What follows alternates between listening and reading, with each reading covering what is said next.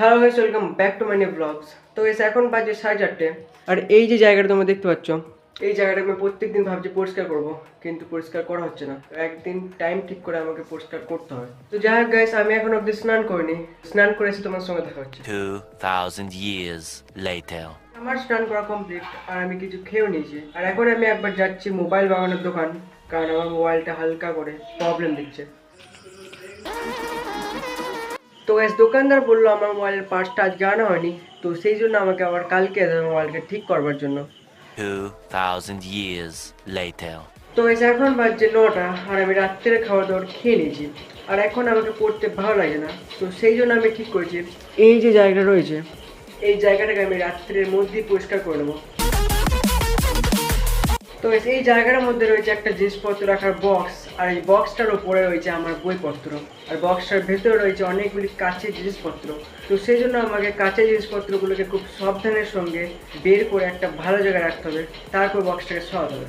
তো প্রথমত আমাকে আমার বইপত্র আর ব্যাগগুলোকে অন্য জায়গায় রাখতে হবে।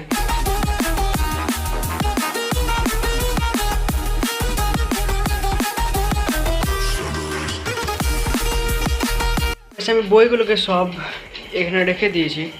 এরপর আমাকে এই বক্সটার ভেতর থেকে কাঁচের জিনিসপত্রগুলোকে বের করতে হবে।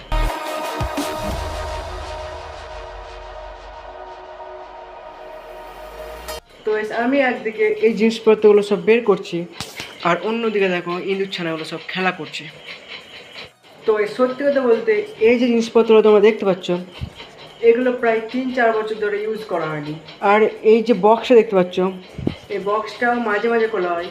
তো খোলবার সময় কোনো কারণে ইঁদুরগুলো ঢুকে গিয়ে এখানে বসবাস করছে। এগুলোকে আপাতত কোনো জায়গায় সরিয়ে রাখবো, তারপর যখন এই বক্সটাকে আবার অন্য জায়গায় রাখবো, সেখানে আবার ইঁদুরগুলোকে ভর দেবো।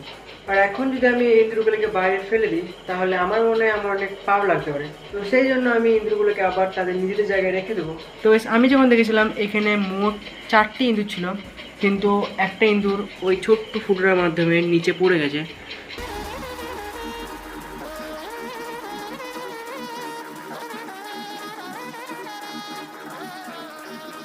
আর একটা ইঁদুর এই বক্সের মধ্যে রয়েছে কোথাও। তো তার আগে আমাকে এই জিনিসপত্রগুলোকে বাইরে বের করতে হবে। 2000 years later. তো ফাইনালি ইঁদুরটাকে আমি পেয়ে গেছি। এরপর এটাকে এখান থেকে নিয়ে গিয়ে ওখানে রাখতে হবে।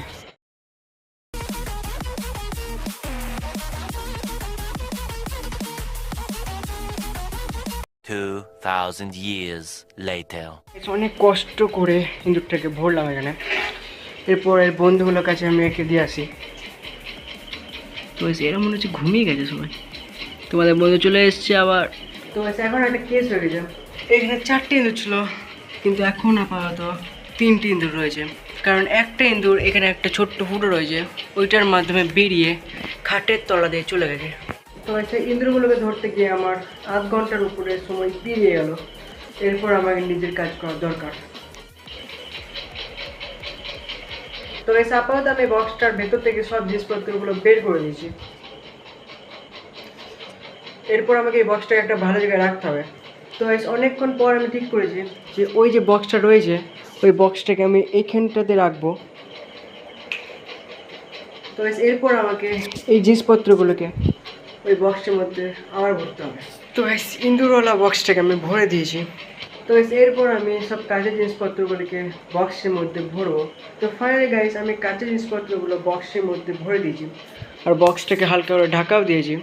এরপর আমাকে আমার বইপত্রগুলো সব এই বক্সের উপর রাখতে হবে।